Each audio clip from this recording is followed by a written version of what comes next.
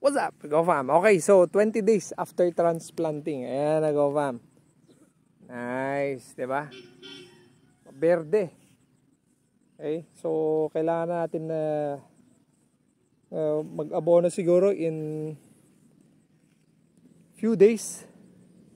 Okay, maberde. Tsaka kalakasan niyang maggipi.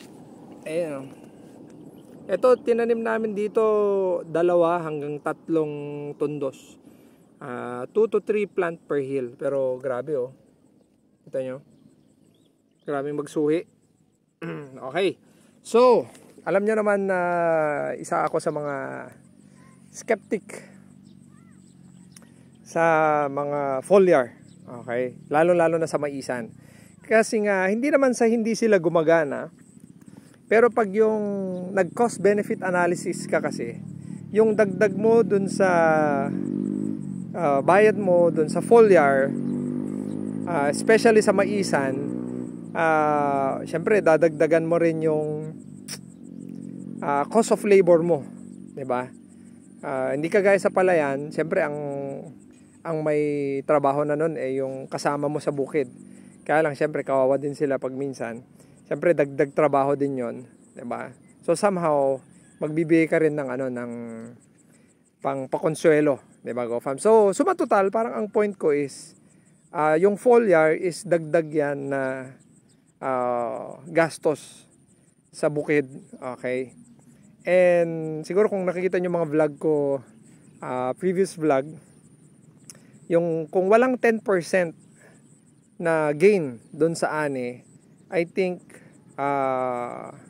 hindi worth it yung pag-apply ng kahit ano man, mapa-abono man or mapa-herbicide man or mapa-foliar man. Pag on top of that, kunwari meron kang alam mo yun dun sa usual na ginagawa mo, tas nag-additional ka ng expenses at walang 10% na gain, para sa akin dagdag gastos lang yon, okay? Tapos kung nagtipid ka naman at meron kang more than 10% na loss, hindi rin worth it yung pagtitipid, GoFam. Okay, so pag-usapan natin ngayon. Okay, so merong lumapit sa atin. Okay, sabihin ko na, AgriRich. Okay, AgriRich. Ayan, okay. So tetestingin natin kung gagana to, GoFam. Kasi dito natin tetestingin yon. Ito. So yung dalawang banos na yon is yung Farmer's Practice. Tapos etong dalawang to is Farmer's Practice plus ito.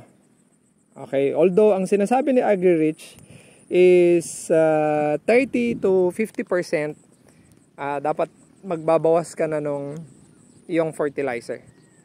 Okay, so kukumputin natin yon, tatlong bag, siguro mga nasa 1.5 kamo. So mga nasa 4,500 plus labor. So kung nagtipid tayo ng 50% at na maintain natin yung ani, para sa akin good to. Okay, so cost benefit analysis ulit, GoFam. Kaya hindi tayo nagpro-promote, GoFam, ng mga products na nakakadagdag lang ng gastos natin. Okay, so again, hindi ko pa promote to, GoFam. Okay, ako muna tetestingin muna natin kung gagana siya. Okay, kung ilang gain ba yung ilang percent ba yung magigain natin dito. So yun lang, GoFam. Or kayo pala, ano palang mga foliar ang ginagamit nyo at ilang percent ang nagigain nyo dahil sa paggamit ng foliar na yun.